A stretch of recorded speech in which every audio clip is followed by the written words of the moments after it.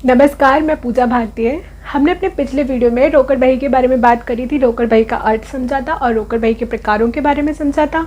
और रोकड़ बही का जो पहला प्रकार था सिंपल कैश बुक, साधारण रोकड़ बही जिसको हम बोलते हैं, या फिर एक स्तंभीय या एक खाने वाली या वन कॉलम कैश बुक को हमने थोड़ा सा समझा था। हमने पूरा ही समझ लिया था, बस लास्ट में उसका शेष निकालना रह गया था। तो उसके बारे में हम आज बात करेंगे। और साथ ही 2 खाने वाली और 3 खाने वाली रोकड़ बही अगर हो सकेगी 3 खाने वाली तो 3 खाने वाली भी कर लेंगे, ठीक है। फिर 3 खाने वाली अगर नहीं हो पाएगी तो नेक्स्ट वीडियो में उसको पूरा करेंगे। फिलहाल 2 खाने वाली तो आज हम इस वीडियो में पढ़ने वाले हैं ही, ठीक है। तो स्टार्ट करते हैं। हमने अपनी रोकड़ बही में पढ़ा था कि रोकड़ बही जो होती है उसको बनाने के बाद फिर हमको खाता बही में रोकड़ खाता बनाने की आवश्यकता नहीं पड़ती है ना। तो रोकड़ बही में ही हम उसका सारा काम कर लेते हैं, जो कि हम खाता बही में रोकड़ खाता बना के करने वाले होते हैं, ठीक है, रोकड़ बही की सहायता से। लेकिन हम और खाता बही में बनाते हैं तो रोकड़ बही से खतौनी होती है। जैसे जर्नल से खतौनी होती है, ऐसी रोकड़ बही से भी खतौनियाँ होती हैं खाता बही में, ठीक है। अब बस इसका शेष निकालना रह गया था। तो देखो, शेष निकालने का वही तरीका है जो खाता बही में हम जिस तरीके से शेष निकालते हैं। हम डेबिट साइड का शेष करते हैं और फिर क्रेडिट साइड का डेबिट साइड का हम योग करते हैं और क्रेडिट साइड का योग करते हैं, यानी कि उसको सारी जितनी भी अमाउंट्स हैं उन सबको ऐड कर लेते हैं और जो भी कम होता है उसको ज़्यादा वाले में से घटा देते हैं। अब सपोज ऋणी पक्ष का योग अगर अधिक आ रहा है और धनी पक्ष का योग अगर कम आ रहा है, और ऐसा ही होगा हमेशा रोकड़ बही में, क्योंकि उसमें हमेशा ऋणी शेष आता है। तो हमेशा ऋणी पक्ष का योग ज़्यादा आएगा और धनी पक्ष का योग कम आएगा। तो हम क्या करेंगे, ऋणी में से धनी पक्ष को जो भी योग होगा उसको घटा देंगे, ठीक है। उसके बाद जो शेष निकल कर आएगा उसको हम कहाँ लिखेंगे, रोकड़ बही के धनी पक्ष में। कैसे लिखेंगे, शेष आगे ले गए हिंदी में, और इंग्लिश में अगर हम लिखते हैं तो बाई बैलेंस कैरीड डाउन, ठीक है। अब जब इसको अगले महीने या फिर अगले दिन जो भी हमने जैसा भी निश्चित कर रखा होगा, हम दोबारा से जब अपनी कैश बुक बनाना स्टार्ट करेंगे, रोकड़ बही बनाना शुरू करेंगे, तो क्या करेंगे, उसी बैलेंस को, उसी शेष को हम पहले लिखेंगे सबसे, किस पक्ष में, ऋणी पक्ष में, ठीक है। हमने कहाँ लिखा था पहले बैलेंस, धनी पक्ष में। कौन सा था, ऋणी पक्ष का। ऋणी पक्ष का बैलेंस हम कहाँ लिखते हैं, धनी में, है ना। तो अब हम जब उठा के अगले दिन या फिर अगले महीने लिखेंगे तो कहाँ लिखेंगे, ऋणी पक्ष में। ऋणी पक्ष में सबसे पहले हम बैलेंस ही लिखेंगे जो हमारा पिछला है। और वो बैलेंस कैसे लिखेंगे, इंग्लिश में लिखेंगे तो टू बैलेंस ब्रॉट डाउन, या फिर हिंदी में लिखेंगे तो लिखेंगे हम हिंदी में लिखेंगे तो लिखेंगे शेष आगे लाए, ठीक है। ऊपर लिखा, या फिर लिख सकते हो आप हिंदी में शेष नीचे ले गए, और फिर इधर ऋणी पक्ष में लिखोगे शेष नीचे लाए, ठीक है। तो ये चीज़ क्लियर हो गई होगी। और मैं अभी इसको बताऊंगी जब 2 खाने वाली रोकड़ बही को, तो इस चीज़ को और क्लियर करेंगे तो और अच्छे से आ जाएगा। तो हम स्टार्ट करते हैं 2 खाने वाली रोकड़ बही को।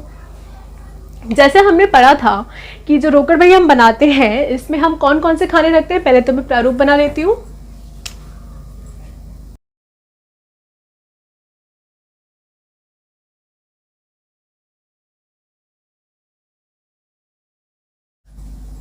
तो ये जो मैंने प्रारूप बनाया है ये सिंगल कॉलम कैश बुक का है, यानी कि एक स्तंभीय या फिर एक खाने वाली रोकड़ बही जिसको हम कहते हैं, उसका ये प्रारूप है, जिसको हमने पिछले वीडियो में पढ़ा था। इसमें पहले खाने में डेट आता है, फिर पर्टिकुलर्स आता है, फिर वीएन आता है, फिर एलएफ नंबर आता है, फिर अमाउंट आता है, फिर यही चारों खाने वापस रिपीट होते हैं। ये हमारा ऋणी पक्ष होता है, ये धनी पक्ष होता है। ऋणी पक्ष को हम रिसिप्ट्स कहते हैं, यानी कि प्राप्तियाँ, और धनी पक्ष को हम पेमेंट्स कहते हैं, यानी कि भुगतान, ठीक है। ये चीज़ तो क्लियर है मेरे ख्याल से।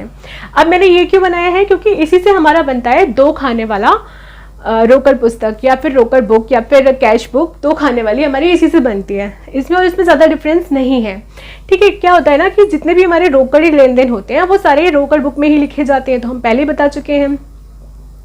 अब रोकड़ में क्या होता है ना, हम जब किसी को कोई कैश देते हैं उधार के लिए, वो उधार अगर हमको जल्दी वापस मिल जाता है तो हम खुश हो जाते हैं, उधार हमें जल्दी मिल गया।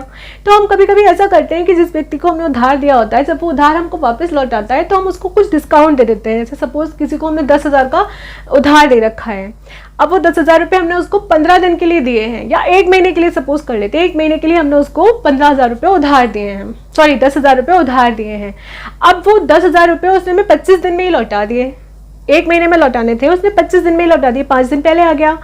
तो हम बड़े खुश हो गए, ये इसने इतनी जल्दी भुगतान कर दिया। खुश होकर हमने उसको थोड़ा सा डिस्काउंट दिया ताकि आगे भी अगर मैं उसको कभी ऋण दूं तो वो मुझको जल्दी से जल्दी भुगतान करने की कोशिश करे। इस बात से खुश होकर कि पिछली बार जब मैंने इनको भुगतान जल्दी कर दिया था तो इन्होंने मुझे डिस्काउंट दिया था। तो मैंने उसको जो 10,000 रुपये मुझे उससे वापस लेने थे, उस 10,000 की जगह उससे कहा ऐसा करो आप 500 रुपये छोड़ दो, बाकी के जो 9,500 रुपये बनते हैं वो आप मुझे दे दो। ठीक है, 500 का उसको डिस्काउंट मिल गया, क्या मैंने 1,000 का डिस्काउंट दे दिया, मतलब जितना भी मैं देना चाहूँ, ठीक है, या परसेंटेज के हिसाब से कि 10% या 5% जितना भी, तो मैंने उसको डिस्काउंट दिया। अब क्या होता है, ये डिस्काउंट वैसे तो हम काट कर लिखते हैं, अपनी जितनी भी अमाउंट हमको मिली होती है उसमें से काट कर दिखाते हैं या फिर उसको अलग से शो करते हैं। तो उसको अलग से शो करने से हमको ये फ़ायदा होता है कि हमको याद रहता है कि किसी बंदे को हमको इतने रुपए देने थे लेकिन उसने हमको इतने कम रुपए दिए, इतना हमने उसको डिस्काउंट कर दिया। तो उसके लिए हम क्या करते हैं, रोकड़ बही में अलग से एक डिस्काउंट की रकम डालने के लिए खाना बना लेते हैं, जो हमारी रकम की खाना होता है उससे पहले। ठीक है, तो हम इससे ठीक पहले यहाँ पर एक डिस्काउंट का खाना बना लेते हैं। ठीक है, इसलिए मैंने अलग का खाना थोड़ा बड़ा बना रखा था, मुझे यहाँ पे डिस्काउंट का बनाना था। ये हो गया हमारा डिस्काउंट का खाना। अब ये हो गई डबल कॉलम कैश बुक। ठीक है, अब ये सिंगल नहीं रही, अब ये डबल हो गई, 2 खाने वाली। अब ये तो समझ में आ गया ना कि हम इसको 2 खाने वाली रोकड़ बही क्यों कहते हैं, क्योंकि इसमें रोकड़ के लिए 2 खाने होते हैं, एक डिस्काउंट और एक अमाउंट। अब अमाउंट में तो वो सारी अमाउंट आ जाएंगी जो यहाँ पे लिखा जाएगा, उससे रिलेटेड जो भी अमाउंट्स होंगी वो यहाँ पर आ जाएंगी। उसमें से अगर हमने किसी को डिस्काउंट दिया होगा या डिस्काउंट लिया होगा, यानी कि बट्टा यानी कि छूट अगर हमने किसी को दी होगी या किसी से ली होगी, तो उससे उसकी सारी अमाउंट यहाँ और यहाँ इसके डिस्काउंट वाले पक्ष में आ जाएंगी, मतलब खाने में आ जाएंगी। ठीक है, अब डिस्काउंट लिखी कैसे जाएंगी, किसी व्यक्ति को सपोज हमने डिस्काउंट दी है, छूट दी है किसी को, तो अगर हमने छूट दी है तो हम दे रहे हैं ना। और ये कौन कौन से खाने, ये रिसिप्ट्स है, यानी कि सारी प्राप्तियां, छूट हम क्या कर रहे हैं, दे रहे हैं, तो यहाँ आनी चाहिए ना इस हिसाब से, है ना। लेकिन छूट देने का मतलब ये हो गया कि ये हो रही है हमारी हानि। ठीक है, छूट देना क्या हो रही है, हमारी हानि। और हमारा जो रूल है अवास्तविक खाते का, इम्पर्सनल अकाउंट में जो हमारा नॉमिनल अकाउंट आता है, उसका जो हमारा रूल है वो क्या है कि हमारे जितने भी एक्सपेंडिचर्स होते हैं, जितने भी लॉसेज होते हैं, वो सारे हम डेबिट करते हैं, debit all the losses and expenditures, है ना। तो ये हमारा लॉस हो रहा है तो इसको क्या करना चाहिए, डेबिट करना चाहिए, ऋणी करना चाहिए। तो ये कहाँ जाएगा, ये हमारा ऋणी पक्ष में आएगा, यानी कि रिसिप्ट्स वाले खाने में आएगा, रिसिप्ट्स वाली साइड में आएगा। ठीक है, यानी कि ऋणी पक्ष में हम इसको यहाँ जो कुछ भी जिससे भी रिलेटेड होगा उसका नाम लिखकर उसके सामने जिस अमाउंट से संबंधित होगा उस अमाउंट के सामने, जैसे इसका एग्जाम्पल करके दिखा देते हैं, पूरी कैश बुक बना लेते हैं हम 2 खाने वाली। सपोज हमने 2018 को फरवरी में 1 फरवरी को अपना कोई व्यापार आरंभ किया, तो हमारी इसके लिए क्या यहाँ पर आएगा, हमने व्यापार आरंभ किया हुआ, यानी कि कैपिटल लगाई होगी कैश में, या जैसे भी हम कैश बुक बना रहे हैं तो कैश से ही रिलेटेड लिखेंगे। तो कैश में जितनी भी हमने कैपिटल लगाई है उसको हम यहाँ लिख लेंगे टू कैपिटल अकाउंट। ठीक है, सपोज हमने 40,000 की कैपिटल लगाई है तो हमने यहाँ पे लिख दिए 40,000। ठीक है, 40,000 ये हमारी कैपिटल। अब कैपिटल में तो डिस्काउंट होगा नहीं, हम खुद ही तो लगा रहे हैं। ठीक है, उसके बाद सपोज 18 फरवरी को हमने सेल्स करी। ठीक है, सेल्स अकाउंट, जब हमने सेल्स करी तो हमारे पास धन आया होगा, इसलिए इसको हम कहाँ लिख रहे हैं, प्राप्तियों में। सपोज हमने कितने की सेल्स करी, 40,000 की हमने सेल्स करी। ठीक है, अब कोई व्यक्ति है, सपोज 19 फरवरी को कोई व्यक्ति है सुरेश नाम का, सुरेश से हमको लेने थे 41,000 रुपए। ठीक है, कितने रुपए लेने थे, 41,000 रुपए, लेकिन इन्होंने हमें 41,000 रुपए ना देकर सिर्फ 40,000 का भुगतान, सब 40 हो रहे हैं, 21,000 कर लेते हैं, इनको हमें 21,000 रुपए देने थे, लेकिन इन्होंने 21,000 रुपए ना देकर हमको दिए केवल 20,000 रुपए। ठीक है, तो सुरेश ने हमको कितने दिए, 20,000, और इनसे हमको मिलने कितने थे, जबकि 21,000, यानी कि हमने इनको 1,000 का डिस्काउंट दिया है, हमारा लॉस हो रहा है 1,000 का। वो कहाँ आ जाएगा, रिसिप्ट्स के डिस्काउंट वाले खाने में, इस 20,000 के सामने, यानी कि यहाँ पर। ठीक है, इस 1,000 रुपए का हमको क्या हुआ है, लॉस हुआ है, ये हमने डिस्काउंट दिया है। ठीक है, तो हमने डेबिट पक्ष साइड में इसको लिख दिया। अब उसके बाद 25 फरवरी को किसी निर्मला नाम की लड़की से भी हमारा कुछ लेन देन था, जिसमें कि उसको हमें सपोज 15,800 रुपये देने थे। कितने देने थे? 15,800 रुपये। लेकिन इन्होंने हमको कितने दिए? सिर्फ 15,000, यानी कि 800 रुपये का हमने इनको डिस्काउंट दिया। तो वो 800 रुपये कहाँ जाएंगे? डिस्काउंट वाले खाने में। ठीक है, अब ऐसे ही इस साइड में समझ लेते हैं, ये डिस्काउंट कौन सा है? जो हमने दिया है। और ये अमाउंट जो इनके सामने लिखी गई है, ये वो अमाउंट है जो इस डिस्काउंट को काटने के बाद आई है। ठीक है, 20,000 रुपये हमने इनसे प्राप्त कर लिए हैं और जितने नहीं किए हैं वो डिस्काउंट में आ गए। ठीक है, ये बात समझ में आ गई होगी। अब नेक्स्ट साइड में आ जाते हैं, इसकी 2018 की बात हम कर रहे हैं। ठीक है, सपोज हमने 16 फरवरी को कोई माल परचेज किया, सपोज 8,000 का हमने परचेज किया। ठीक है, 21 फरवरी को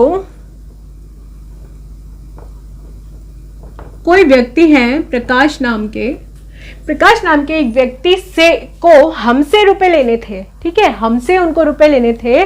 सपोज उनको हमसे 16,000 रुपये लेने थे।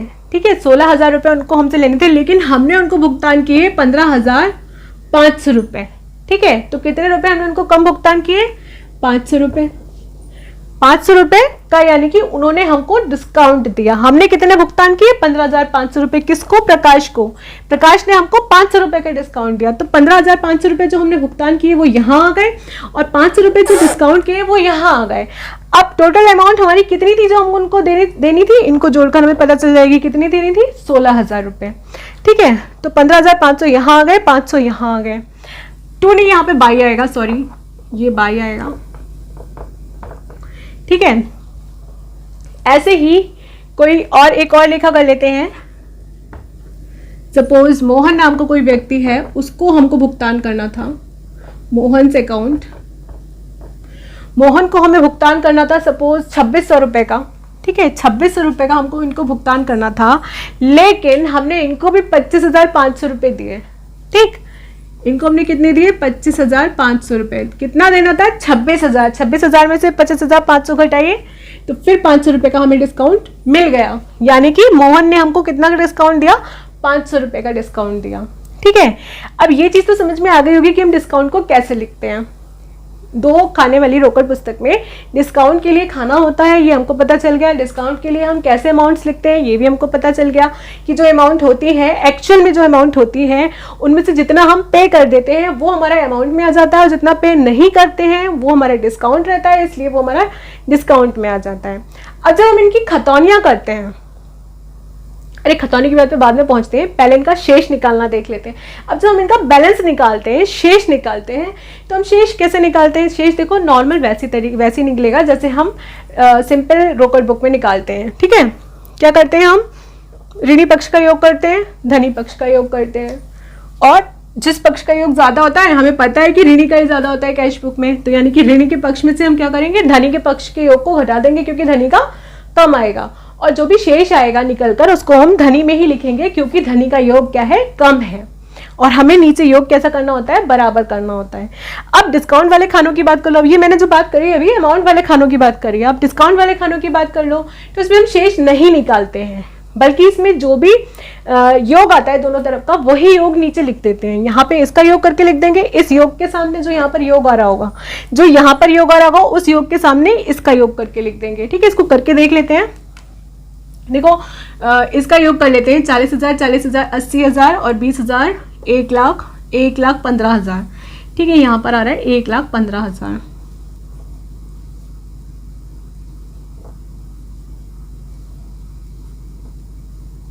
$1,15,000। ठीक है, ये हमारा यहाँ का योग आ रहा है। करके देख लीजिएगा कहीं मैंने गड़बड़ कर दिया हो। सही आ रहा है, हमें पता है यहाँ का योग भी इतना ही आना चाहिए, है ना। तो दोनों तरफ का योग क्योंकि हमें बराबर करना है, तो 1,15,000 ही यहाँ पर आएगा। अब इसका बैलेंस निकाल लेते हैं। तो यहाँ क्रेडिट पक्ष का योग तो हमें करना पड़ेगा। क्रेडिट साइड में देखिए अमाउंट कितनी आ रही है। पहली है हमारी 8,000 की, दूसरी है 15,500 की, तीसरी है 25,500 की। ऐड कर लेते हैं।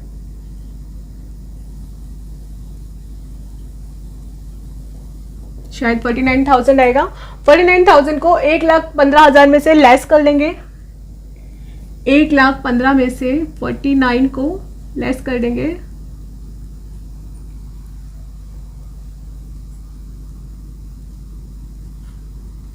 आई थिंक 66,000 आएगा। तो यहाँ पे हम लिख लेंगे बाई बैलेंस कैरी डाउन 66,000।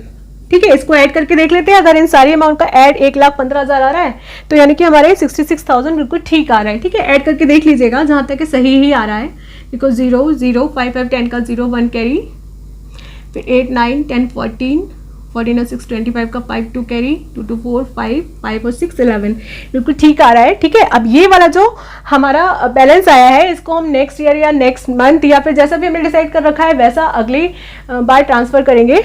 तो इसको हम लिखेंगे, अभी ये मैंने महीने का बनाया है तो अगले महीने में ट्रांसफ़र करते हैं 1 मार्च को। तो यहाँ लिखेंगे टू बैलेंस ब्रॉट डाउन, कितने रुपए हैं, 66,000। ठीक है, अब डिस्काउंट वाले खानों की बात कर लेते हैं। डिस्काउंट में मैंने आपको बताया हम बैलेंस नहीं निकालते हैं, हम इसका केवल योग करते हैं। तो हम इसका योग कर लेंगे। इसका योग कितना आ रहा है, 1,800 रुपये, और इसका योग कितना आ रहा है, देखो अलग अलग योग आ रहा है, हमें यहाँ पे बराबर करना नहीं है। जैसा योग आ रहा है बिल्कुल वैसा ही लिख देना है। यहाँ पे तो हमको बराबर करना होता है ना, यहाँ पे हमने बराबर कर दिया तो जो बैलेंस आया वो यहाँ आ गया, और जो यहाँ बैलेंस आया उसको हमने यहाँ पे ट्रांसफर कर लिया, मतलब यहाँ पे नीचे ले आए, ब्रॉट डाउन कर लिया।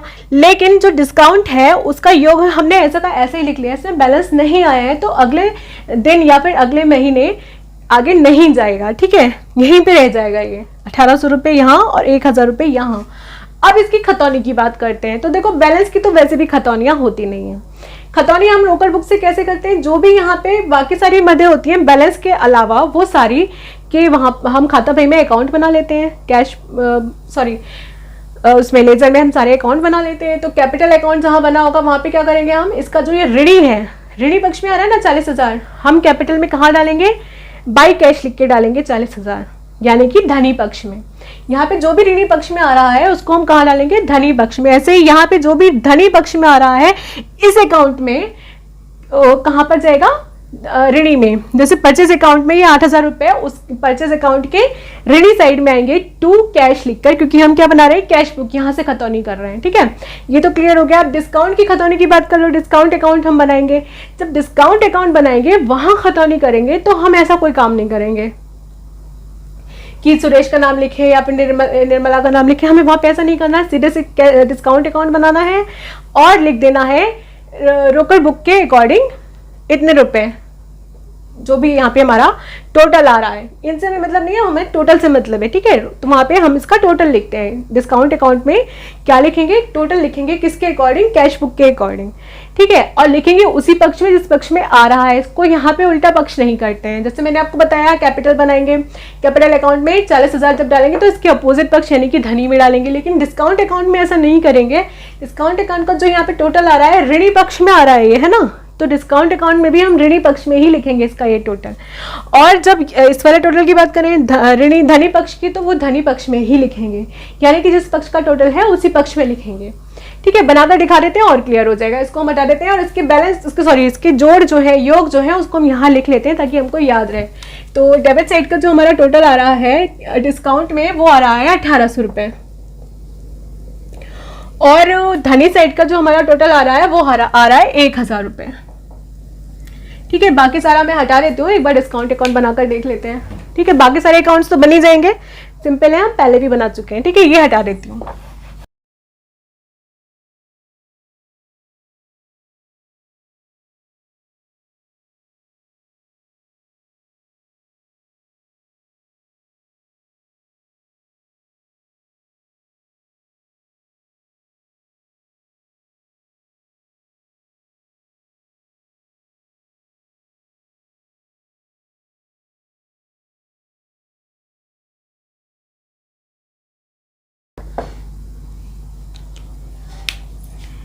ठीक है, तो हमारा डिस्काउंट अकाउंट ऐसे बनेगा, है ना।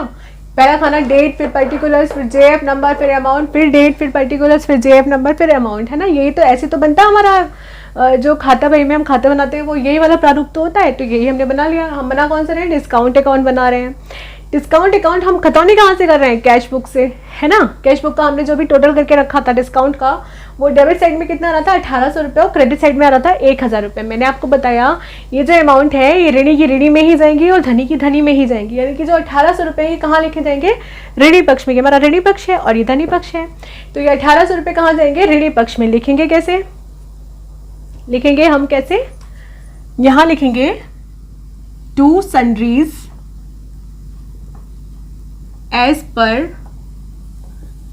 कैश बुक, ठीक है। ये आ रहा है हमारा 1800 रुपये। हिंदी में अगर हम इसको लिखेंगे तो लिखेंगे विविध रोकड़ पुस्तक के अनुसार, क्या लिखेंगे, 1800 रुपये, ठीक है। अब ये क्रेडिट की बात करते हैं, तो ये क्रेडिट वाले क्रेडिट में लिखे जाएंगे। क्रेडिट में हम लिख देंगे by sundries as per cash book. कितने रुपए आ रहे हैं, 1000 रुपये, ठीक है। ऐसे ही हिंदी में सेम यही वाली लाइन यहां लिखेंगे। ये मैंने आपको बताने के लिए 2 बार लिखा है, ये एक ही एक बार लिखा जाएगा, क्योंकि मुझे एक बार हिंदी में बताना था, एक बार इंग्लिश में, इसलिए मैंने 2 बार लिखा है। एक ही बार हमको लिखना है, चाहे ये लिखे चाहे ये लिखे, इंग्लिश में लिख रहे हैं तो to sundries as per cash book और by sundries as per cash book आएगा। हिंदी में लिख रहे हैं तो विविध रोकड़ पुस्तक के अनुसार, और विविध रोकड़ पुस्तक के अनुसार, तो दोनों तरफ एक ही सी लाइन है, ठीक है। बस इंग्लिश में टू और बाई का ध्यान रखना है, ठीक। डेट हमारी लास्ट वाली पड़ेगी, जो तो ऑब्वियस सी बात है, बैलेंस हम कब करते हैं, लास्ट डेट में करते हैं। तो लास्ट डेट में हम, या फिर हाँ लास्ट डेट वाली हम इसकी डेट यहाँ पे लिख देंगे, ठीक है, जिस भी डेट में हमने बैलेंस निकाला होगा, ठीक है। अब बात करते हैं त्रिस्तंभीय रोकड़ पुस्तक की। शायद ये क्लियर हो गई होगी, अगर नहीं हुई है तो आप इसको कमेंट बॉक्स में लिखकर पूछ सकते हो, और हो गई है तो अच्छी बात है। आगे बढ़ते हैं त्रिस्तंभीय रोकड़ पुस्तक, यानी कि 3 खाने वाली रोकड़ पुस्तक पर, ठीक है। हमने अभी भी पढ़ा, इसमें खाने 2 होते हैं। अब अपने आप से समझ में आ गया होगा, जब हम त्रिस्तंभीय रोकड़ पुस्तक की बात कर रहे हैं तो वहां रोकड़ के ही 3 खाने होते होंगे, है ना। इसमें हमने क्या किया, सिंगल कॉलम में हम एक खाना बना रहे थे रोकड़ का, सिंपल रोकड़ लिख रहे थे। अब उसके बाद हमने उसमें डिस्काउंट भी डालना शुरू किया, तो हमने डिस्काउंट के लिए अलग से एक खाना बना दिया। इसके साथ ही देखो, जो भी व्यापारी हैं, पहले के टाइम पे तो कुछ होता नहीं था, बैंक वगैरह, अब समझ गए होंगे बैंक का ही खाना होता है। तो देखो होता ये है कि पहले के टाइम पे तो बैंक वगैरह कुछ होते नहीं थे, तो केवल रोकड़ का और डिस्काउंट का खाना बनाने से काम चल जाता था। लेकिन अब क्या है, व्यापारी बहुत बड़े लेवल पर जब पहुंच जाता है तो उसके ज़्यादातर जो लेन देन होते हैं वो बैंक से ही होते हैं। तो बैंक के सारे लेन देन करने के लिए, उसको बैंक से रिलेटेड जो भी लेन देन हुए हैं उसको अलग से समझने के लिए वो क्या करता है, इसमें एक खाना और एक्स्ट्रा बढ़ा देता है। रोकड़ जो हमारा रोकड़ वाला आ रहा होता है, उससे पहले हमने भी डिस्काउंट का बढ़ाया था, अब उसके बाद हम एक खाना और बढ़ा देंगे, किसका, बैंक का, ठीक है। वो बना देती हूँ, उसको आधा रब कर देती हूँ, इसी में बनाकर दिखा देती हूँ, ठीक है।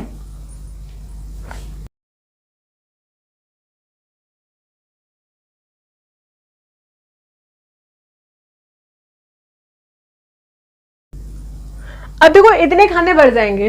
पहला खाना हमारा डेट का, फिर पर्टिकुलर्स का, फिर वही वीएन आ जाएगा, फिर एलएफ नंबर आ जाएगा, ठीक है। फिर हमारा क्या आएगा, डिस्काउंट आ जाएगा, जैसे हमने अभी पढ़ा था डिस्काउंट अकाउंट। फिर हमारा अमाउंट का आ जाएगा खाना। अब एक खाना हमने बढ़ा दिया है, वो किसका बढ़ाया है, बैंक का, ठीक है। ऐसे इस साइड में भी हमारे वही वीएन आ जाएगा, फिर एलएफ नंबर आ जाएगा, फिर उसके बाद हमारा हमने बनाया था डिस्काउंट का, फिर अमाउंट का, और फिर बैंक का। तो जो भी हमारा हस्तस्थ रोकड़, यानी कि हाथ से रोकड़ का जो भी लेन देन हुआ होगा, हाथ से हमने किसी को पैसे दिए या हाथ से लिए होंगे, तो वो तो सिंपली यहाँ आ जाएगा। लेकिन बैंक से रिलेटेड कोई भी लेन देन हमारा हो रहा है तो उससे संबंधित जो भी रोकड़ होगी, जो भी रकम होगी, वो बैंक वाले खाने में लिखेंगे, ठीक है। इसके बारे में और विस्तार से हम अगले वीडियो में पढ़ेंगे। मेरे ख्याल से इतना तो त्रिस्तंभीय रोकड़ भाई क्या है इससे समझ में आ गया होगा। एक बार हम फिर से रिवाइज कर लेंगे जब हम अगली बार त्रिस्तंभीय रोकड़ भाई की बात करेंगे। और मुझे लगता है 2 स्तंभीय यानी कि द्विस्तंभीय, या फिर कह सकते हैं 2 खाने वाली रोकड़ भाई डबल कॉलम कैश बुक आपको समझ में आ गई होगी, और नहीं आई है तो आप उसको कमेंट बॉक्स में लिखकर पूछ सकते हो। ये हम अगली बार बात करेंगे। Thank you.